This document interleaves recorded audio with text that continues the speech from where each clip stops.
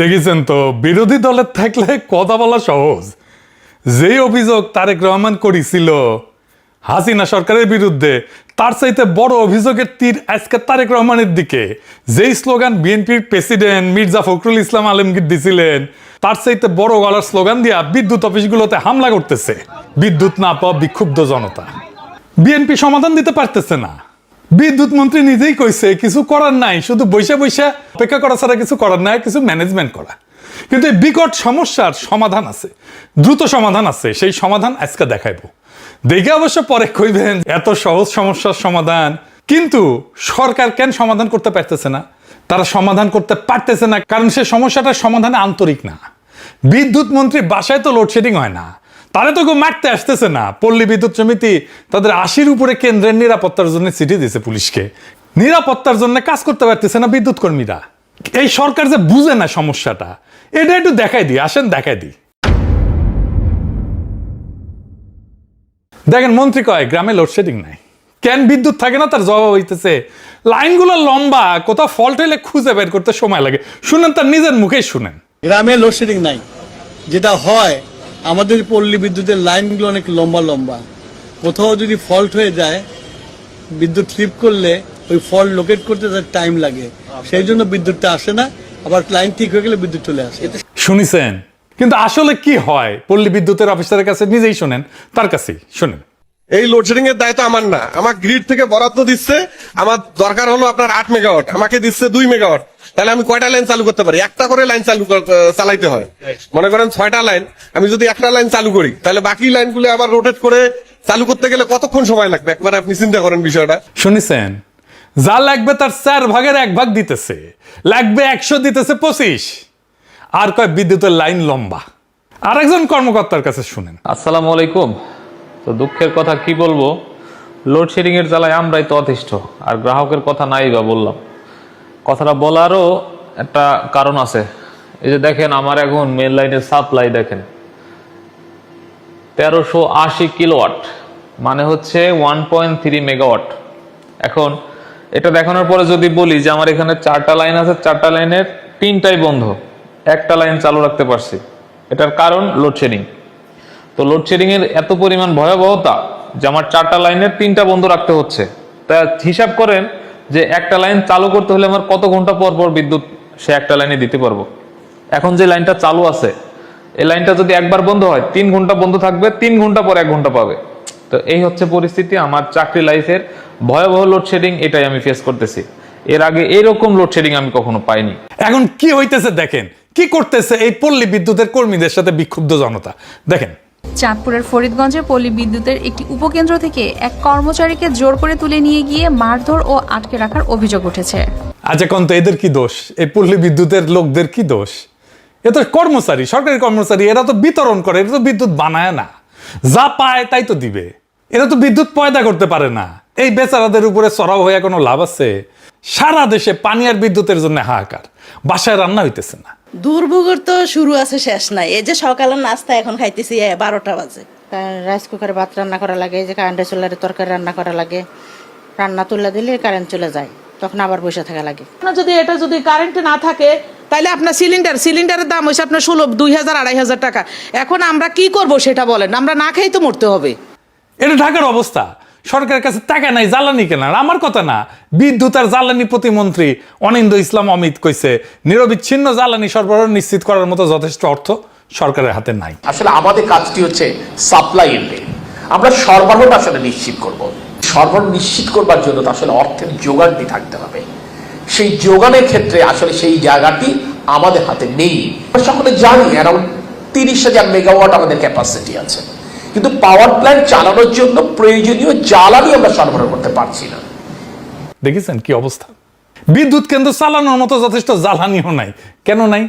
কারণ জ্বালানি পণ্যের আমদানি ব্যয় $5 বিলিয়ন থেকে বেড়ে $10.6 বিলিয়ন হয়েছে। 1 বছরে 107% বাড়ছে, দ্বিগুণেরও বেশি। সারের দামও বাড়ছে, প্রায় 2.5 বিলিয়ন থেকে প্রায় 4 বিলিয়নে গেছে। রিজার্ভ তো 32 বিলিয়নের গড়ে, মানে শুধু জ্বালানি কিনতেই প্রত্যেক বছর রিজার্ভের 1/3 সমান ডলার লাগতেছে। এই দাম করলে আরো বাড়তে পারে। শুধু কি তাই, অভাগা যেদিকে চায় সাগর শুকায় যায়। এলএনজি গ্যাসে হয়েছে আরেক গ্যাঞ্জাম। কি গ্যাঞ্জাম? আমাদের গ্যাসের একটা বড় অংশ আসে বিদেশ থেকে এলএনজি হিসেবে। এলএনজি মানে তরল করা প্রাকৃতিক গ্যাস। গ্যাসকে -160 ডিগ্রিতে নিলে ঠান্ডা করলে তরল হয়ে যায়, তরল পানির মতো তরল হয়, তারপরে জাহাজে করে ওটা আনা হয়। কিন্তু তরল জিনিসটা তো আর সরাসরি আপনার চুলায় যায় না, তাই না? পাইপ লাইনেও ঢোকে না। তার আগে ওটা আবার গরম করে নিতে হয়, গরম করে আবার গ্যাসে ফেরত আনতে হয়। এই কাজটা করে মহেশখালীতে সমুদ্রের উপরে ভাসতে থাকা 2টা টার্মিনাল, একটা এক্সিলারেট এনার্জির আর একটা সামিটের, দুটোই বেসরকারি। এদের কাজ একটাই, জাহাজ থেকে তরল গ্যাস নামানো, গরম কইরা গ্যাসে বদলানো, তারপরে পাইপে পাঠানো। এক্সেলারেটের 2টা বয়লার আছে, গরম করার যন্ত্র আর কি, এটা নষ্ট, রক্ষণাবেক্ষণে বন্ধ। আর সামিটে জাহাজ আসছে, এলএনজি ভরা জাহাজ, কিন্তু বাতাসের কারণে জাহাজটাকে নিরাপদে ফেরানোই যাইতেছে না। এই মাল খালাসি শুরু করা হয়নি, জাহাজ ভর্তি গ্যাস সমুদ্রে ভাসতেছে। চিন্তা করে দেখেন, আমাদের কেনা গ্যাস, ডলার দিয়ে কেনা গ্যাস, গ্যাস আছে কিন্তু ব্যবহার করা যাইতেছে না। মানে সমস্যাটা শুধু টাকারও না, সমস্যাটা যন্ত্রেরও। 1 টাকা না থাকলে গ্যাস কেনা যায় না, 2 টাকা থাকলেও গ্যাস আনলেও সেটা ব্যবহারযোগ্য করার ক্ষমতা আমাদের নাই। আমরা 15 বছর ধরে কেন্দ্র বসেছি, কিন্তু সেই কেন্দ্রে জ্বালানি পৌঁছানোর অবকাঠামো এটা তৈরি করিনি। বসাইলে এটা বসাইছি, 2 নাম্বারটা রাখি নাই, এটা বিকল্প রাখি নাই। তাই আজকে একটা বয়লার নষ্ট হইলে আর একদিনে বাতাস বেশি বইলে দেশ অন্ধকার হইয়া যায়। গ্যাস চাইলেও যে আনা যাবে না, টাকা থাকলেও যে আনা যাবে না, এটা আবার কইতেছে সরকারের আরেক মন্ত্রী, বাম মন্ত্রী জোনায়েদ সাকি। শুনেন, এই মুহূর্তে আপাতত দেশের গ্যাস উত্তোলনের সর্বাত্মক উদ্যোগ ছাড়া এবং বাইরে থেকে গ্যাস আমদানি করার চেষ্টা করা ছাড়া, যেটা পাওয়া খুবই দুর্লভ হয়ে যাচ্ছে এবং সেখানে প্রচুর সময় লাগবে। মানে মালয়েশিয়া যে তরলীকৃত গ্যাস দিতে চাচ্ছে, কিছুটা পাওয়া যাবে, কিন্তু যে কন্টেইনারে আনবে ওটা চায়না নির্মাণ করে দিতে বলেছে, 1.5 থেকে 2 বছর লাগবে। ফলে আমরা কোনো সমাধান করা যাচ্ছে না। শুনেছেন ট্যাঙ্কার নাকি বানাইতে হবে, তারপরে আনবে। কারণ আইসানি আমি না আমার ঘোড়া আসবে দিতে, ঘোড়া হাসি দেন, মেলা দিন দেওয়া ট্যাঙ্কার ভাড়া পাওয়া যায় না। এখন যে এলএনজি আনে সরকার, সেটা কি নিজের ট্যাঙ্কারে আনে নাকি সরকার? বালচুন, বাংলাদেশ নিজে কোনো এলএনজি ট্যাঙ্কার ভাড়াও করে না, নিজেও করে না, কেনেও না। চুক্তিগুলো এরকম, এটা ডেলিভার্ড টু এক্স শিপ, মানে জাহাজ জোগাড় করা বিক্রেতার দায়িত্ব। কাতার এনার্জি থেকে আমরা এলএনজি আনি, ওকিউ ট্রেডিং থেকে এলএনজি আনি, এক্সেলারেটও আনে, স্পট বিক্রেতার নিজের বা নিজের চার্টার করা জাহাজে মহেশখালী পর্যন্ত পৌঁছায় দেয়। মানে ওই যা কইতেছে কথা, সেটা সে নিজেই বুঝে না, জানেও না। সরকার চালাইতেছে, ওর আমলা যা কয়ে দিছে ওইটা এসে বমি করে দিতেছে। যেই সাংবাদিকরা তার প্রশ্ন করতেছে, সেও জানে না যে এলএনজি আনার জন্য ট্যাঙ্কার বানায় আনার দরকার নাই। মানে আমাকে একটা বালচুন পেয়েছে কিরকম, বাটপার আম তার কাছে না। ওর যে লেভেল অফ ইন্টেলিজেন্স, ঠিক ওই একই লেভেল অফ ইন্টেলিজেন্স আর আন্ডারস্ট্যান্ডিং নিয়ে বিএনপি সরকারের মন্ত্রীরা কাজ করে। জুনায়েদ সাকি বলে ট্যাঙ্কার বানাইতে দেবে চায় না, আর বাটপার তারেক বলে আমেরিকায় মেশিন বানাইতে দিছে। শুনেন, বিদ্যুৎ গ্যাস নিয়ে 6 মাস সময় পেয়েছে একটা অবকাঠামো তৈরি করতে। আমেরিকাতে একটা মেশিন বানাতে দিছে, ওই মেশিনটা বানাইতে লাগবে 11 মাস। ওইটা 2 মাস লাগবে চায়নায় নিতে, কত হলো? 13 মাস। আর 2 মাস লাগবে মডিফাই করতে, কত হলো? 15 মাস। আর 2 মাস লাগবে বাংলাদেশে আনতে, কত হলো? 17 মাস। মানে বিদ্যুৎ সেক্টরের ডেভেলপমেন্টটা এরকম লং টাইম নাই, সুতরাং এসে হুট করে বানায় ফেলা অনেক কঠিন। শুনেছেন এরা পলিটিক্স করে, বাংলাদেশে দেশ চালায়। বুঝেছেন কোন কিসিমের মাল দেশ চালায়, কোন কিসিমের জোকার দেশ চালায়। আবার নতুন তত্ত্ব আনিছে বিদ্যুৎ মন্ত্রী, বলছে যে বিদ্যুৎ চালিত রিক্সা বাইরে যাওয়ায় নাকি বিদ্যুতের চাহিদা বাড়িছে রাতের বেলা। সে নিজেই সংসদে কইছিল গ্রীষ্মকালে গরম আর সেচের কারণে গ্রীষ্মে 18,000 মেগাওয়াট বিদ্যুতের চাহিদা হয়। সেই টাইমে কিন্তু বলে না এটা রিক্সার কথা, এখন এটা বলির পাটা লাগবে, তো তাই বাই করেছে যুক্তি। চিন্তা করেন, মানে মাথা যা শিখছে কয়ে দিতেছে। আবার দেখেন দেশে গ্যাস নাই, বিদ্যুৎ নাই, জ্বালানি নাই, 12 থেকে 18 ঘন্টা লোডশেডিং হয়, আবার নামাবে নাকি বৈদ্যুতিক বাস। মোটে মা রাধে না তপ্ত আর পান্তা, কি যে অবস্থা। জোকারে ভর্তি। লোডশেডিং আগে হয়েছে, কিন্তু কথা হইতেছে রেকর্ড লোডশেডিং তো হয় না, এখন হইতেছে রেকর্ড লোডশেডিং। এই নতুন রেকর্ড কেন হইল, সে জবাব তো দিতে হবে। বিদ্যুৎ জ্বালানি ছাড়া তো শিল্প কলকারখানা চলবে না। পেট্রোবাংলা চাহিদার মাত্র 56% গ্যাস দিতে পারতেছে। সাভার আশুলিয়া কারখানা উৎপাদন কমছে 50 থেকে 60% পর্যন্ত। এটা গিয়ে পড়বে কোথায়? আমাদের রপ্তানি কমছেও। হাসিনা আমলে 23-24 অর্থ বছরে রপ্তানি ছিল $44.78 বিলিয়ন। পরের বছর ইউনূস সরকারের আমলে সেটা বেড়ে দাঁড়িয়েছিল $48.28 বিলিয়ন, মানে 8.5% প্রবৃদ্ধি হয়েছিল। মানে হাসিনা পরের পরের বছর তো রপ্তানি বাড়ছে, ভালোই বাড়ছে। এই বছরের লক্ষ্য ঠিক করা হয়েছিল $55 বিলিয়ন, 16% বেশি রপ্তানি করবে। কাজ কত আর হয়েছে কত? 48 বিলিয়ন। ইউনুসের আমলের চাইতেও কম। লক্ষ্যমাত্রা যাইতে $7 বিলিয়ন কম। তো এই $7 বিলিয়ন কোত্থেকে আসবে? আকাশ থেকে পয়দা হবে? এই ঘাটতিটা পড়বে কোথায়? পড়বে বাজারে। পড়িছেও তাই। জিনিসপত্রের দাম আকাশ ছুঁইছে, আপনারা আয়ত বাড়তেছে না, বাড়ছে কে? তারা হাসপাস করিচ্ছে। দেখেন, কালকা বাসা থেকে আমরা বলছে এক গুড়া চিনি গুঁড়া চাউল নিতে, চাষি চিনি গুঁড়া চাউল কিনতে গিয়েছে 230 টাকা। এগুলি কোথায় গেলি? পেঁয়াজ নিছি 2 দিন আগে নিছি 35 টাকা, কালকে চাইতে 70 টাকা। এরপর কাঁচা বাজার কি অবস্থা? 100-150 টাকা দিতে কোনো তরি দরকারই নাই। আমরা কোন দেশে আসি?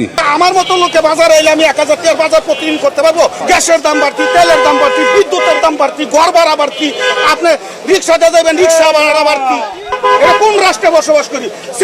সিন্ডিকেট সব জায়গায় সিন্ডিকেট। কাঁচামরিচের কেজি হচ্ছে 300 টাকা, ধনিয়া পাতা 300 টাকা, 80 টাকার ফুলকপি হচ্ছে 120 টাকা। কিভাবে কিনবো? অল্প অল্প নিচ্ছি আর কি।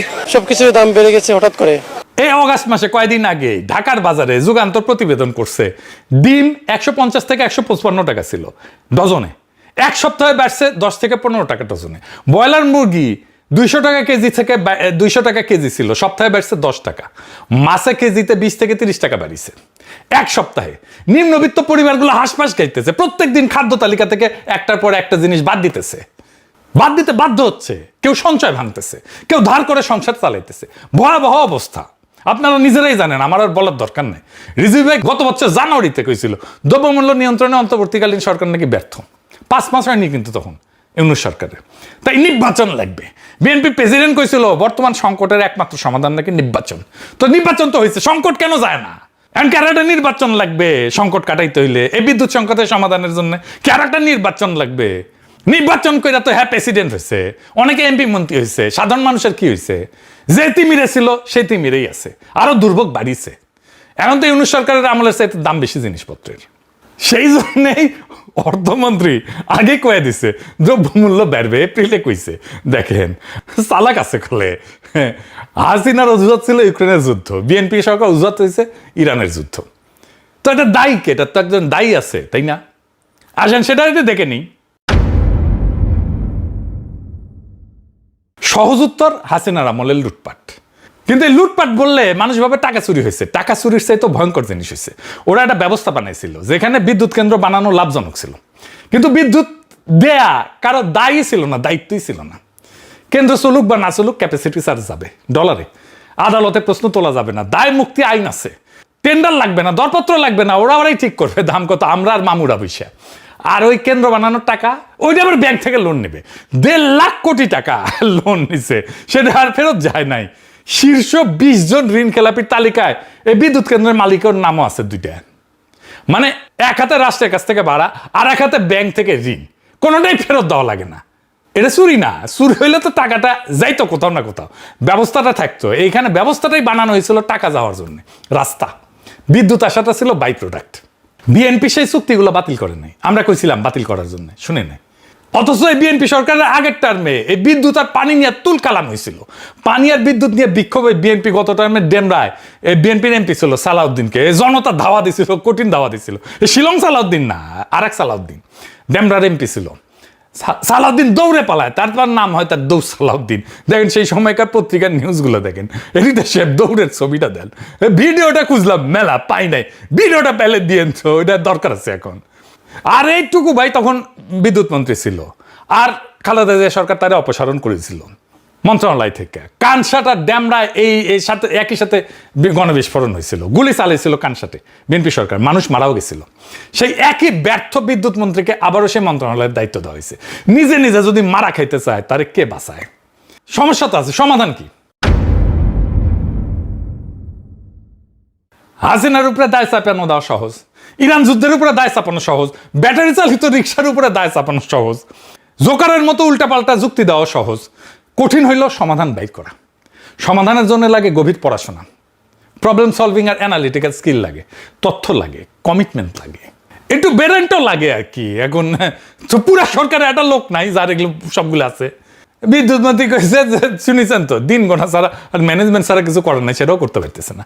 মানে আপনি যারা লিডার বানাইছেন তার মেধা যতটুকু ওইখানে আপনি আটকায় যাবেন, কিছুদিন আগে একটা প্রশ্ন খুব ভাইরাল হয়েছিল, নারী কিসে আটকায়? ওই প্রশ্নের উত্তর পাওয়া খুবই মুশকিল, কিন্তু আমরা আটকাই পলিটিক্যাল লিডারদের বুদ্ধিমত্তায়। যাই হোক, এই সমস্যার সমাধান সম্ভব, খুবই সম্ভব, এক্ষুনি সম্ভব, রাইট নাও।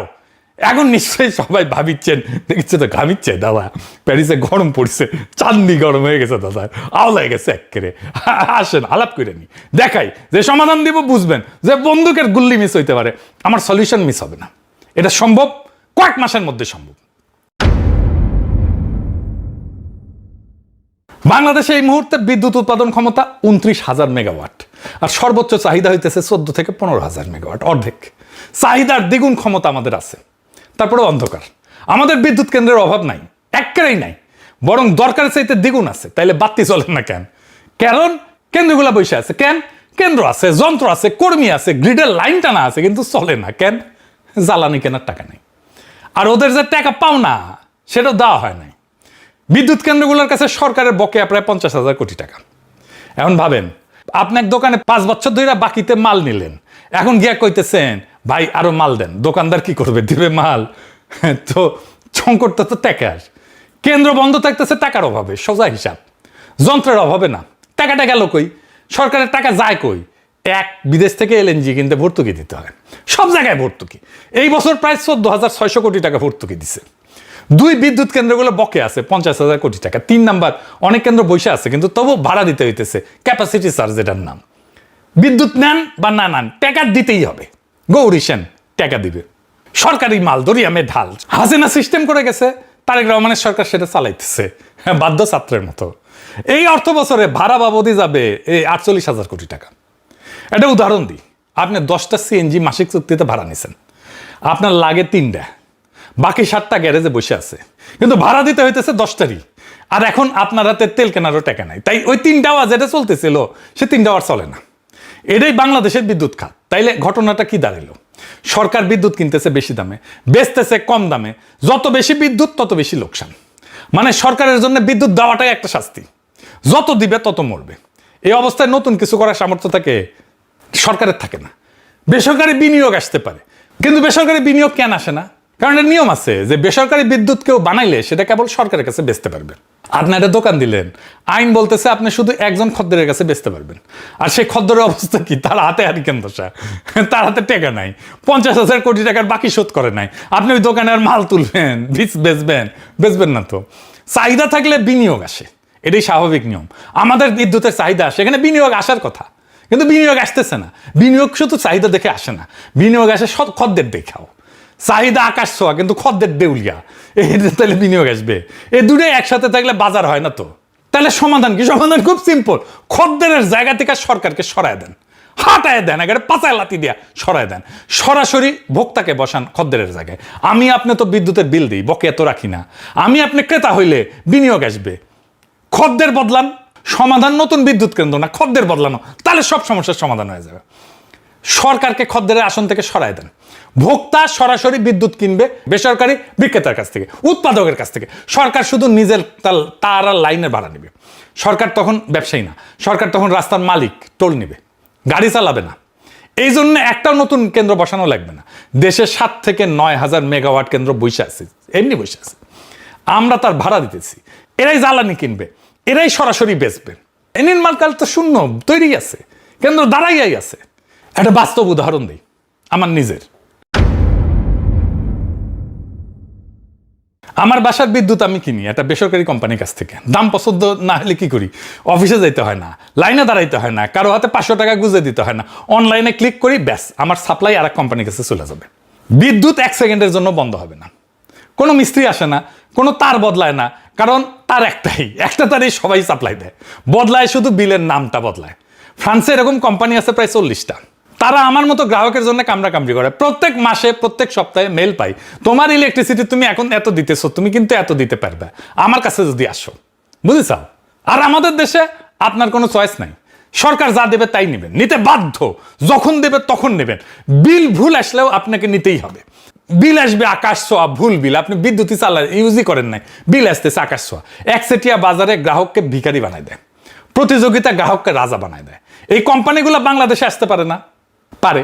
এরা বাংলাদেশে আইসা বেসরকারি প্ল্যান্ট থেকে বিদ্যুৎ কিনবে, তারপরে বেচবে। আর শুরুতে ঘরে ঘরে বেচার দরকার নাই, বড় কারখানা আর শিল্পে বেচুক, ওইখানে তো ভলিউম, বেশি ভলিউম, ওইখানে টাকা, ওইখানে একসাথে কয়েকটা সমস্যার সমাধান হয়ে যায়। গুনে দেখেন, 1 ক্যাপাসিটি চার্জের গ্যাঞ্জাম শেষ, এরা বসে থাকলে আর টাকা পাবে না, বেচলে পাবে। 2 জ্বালানির ডলার এরাই জোগাড় করবে, এই বিদেশি বিদ্যুৎ কোম্পানিরাই জোগাড় করবে, এরাই দেবে, ধার দেবে, এলএনজির বোঝার নামে যাবে। 3 নাম্বার, কারখানা রপ্তানি করে ডলার আনে, তার মানে খদ্দরের হাতে ডলার আছে, বিদেশি বিনিয়োগকারীর দুশ্চিন্তা নাই। 4 নাম্বার, ঘাটতির চাইতে বেশি উৎপাদন সম্ভব। আর সবচেয়ে বড় কথা, সরকারের 1 টাকাও খরচ নাই, 1 পয়সাও খরচ নাই, কোনো বিনিয়োগের দরকার নাই সরকারের তরফ থেকে, শুধু একটা অধ্যাদেশ আর কয়েকটা সিগনেচার। এটা বাস্তবায়ন করতে সব মিলিয়ে 3 থেকে 4 মাস লাগবে। আপনার কোনো লোডশেডিং থাকবে না 3 থেকে 4 মাসে, যদি এই পলিসি ফলো করা হয়। বিএনপি 2001 থেকে 2006 বিদ্যুৎ কেন্দ্র বানায় নাই, রেকর্ড আছে। আওয়ামী লীগ কেন্দ্র বানাইছে বিদ্যুৎ কেন্দ্র, জ্বালানির নিশ্চয়তা ছাড়াই, সেটারও রেকর্ড আছে। এক দল বানায় নাই, আর এক দল বানাইছে কিন্তু চালানোর ব্যবস্থা করে নাই, দুটাই ভুল করছে। একই ফল এটার, অন্ধকার, লোডশেডিং। আর সমাধান দেখলেন 3-4 মাসে পাল্টায় দেওয়া যায়। টুকু ভাই বসে থাকে ছাড়া অনেক কিছু করার আছে, আপনি করতে চান না, বা জানেন না, বা বুঝেন না, করতে চান কিনা সেটাই প্রশ্ন। বাংলাদেশে বেশিরভাগ সমস্যার কুইক ইনোভেটিভ সমাধান আছে এইরকম, কিন্তু যেই দেশের মানুষ অপদার্থ আর অযোগ্যদের নেতা বানায়, দেশ চালানোর দায়িত্ব দেয়, তাদের দুর্ভোগ কখনো যায় না।